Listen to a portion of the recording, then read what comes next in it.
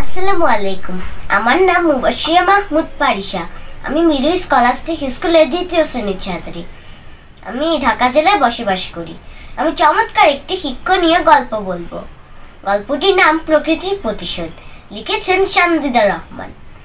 গফুর মিয়া এই একজন দুধ বিক্রেতা। তিনি চিকন বুদ্ধির বাঙালি, তাই 10 লিটার দুধে 5 লিটার পানি মিশিয়ে 15 লিটার করলেন। সামান্য বুদ্ধিতে পাক্কা 5 লিটার লাভ। খুশিতে চোখ চকচক করে উঠে তার। দুধ বিক্রির টাকা পকেটে নিয়ে তিনি চাল কিনতে যান সাবু মুদির দোকানে। সাবু মুদি তাকে অতি উত্তম চাল, এমন চাল কোথাও পাইবেন না ইত্যাদি বলে শেষে পাথর মেশানো চাল বিক্রি করে। ওজনেও আধা কেজি কম দেয়।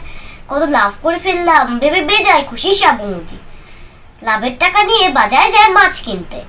মাছ বিক্রেতা সুরজ মিয়া তাকে ফরমালিন মেশানো পচা মাছ ধরিয়ে দেয় কেনা দামের দ্বিগুণ মূল্যে। তার লাভ করতে হবে না। কিছুক্ষণ পরে সুরজ মিয়ার কাছে খবর আসে তার ছেলেটা অ্যাক্সিডেন্ট করেছে। দ্রুত সে তার ছেলেকে হাসপাতালে নেয়। হাসপাতালে একজন ধান্দাবাজ দালাল ভালো চিকিৎসা করে দেবার কথা বলে ভংচং বুঝিয়ে ভালো পরিমাণ টাকা হাতিয়ে নেয় সুরজ মিয়ার কাছ থেকে। সেই ধান্দাবাজ বাড়ি ফেরার পথে পড়ে ছিনতাইকারীর হাতে। ছিনতাইকারী তার পেটে চুরি মেরে সব টাকা পয়সা হাতিয়ে নেয়। সেই ছিনতাইকারী পালিয়ে যাবার সময় ধরা পড়ে পুলিশের হাতে।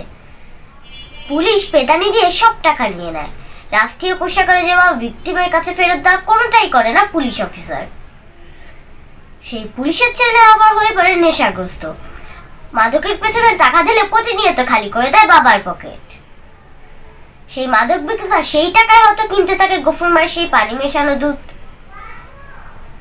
অবৈধ পথে উপার্জন করে যে একজনকে ঠকাচ্ছে আবার তাকে ঠকাচ্ছে অন্য কেউ। যেহেতু সমাজের প্রত্যেকে একে অন্যের উপরে নির্ভরশীল, তাই চক্রাকারে সবাই ক্ষতিগ্রস্ত হয়। এই গল্পটি থেকে আমি এই শিক্ষা পেলাম যে প্রকৃতি কাউকে ছাড় দেয় না। পরকাল তো দূরের কথা, গৃহকালে পেয়ে যায় ফিরতি হিসাব। তাই সবাইকে সৎ পথে চলা উচিত।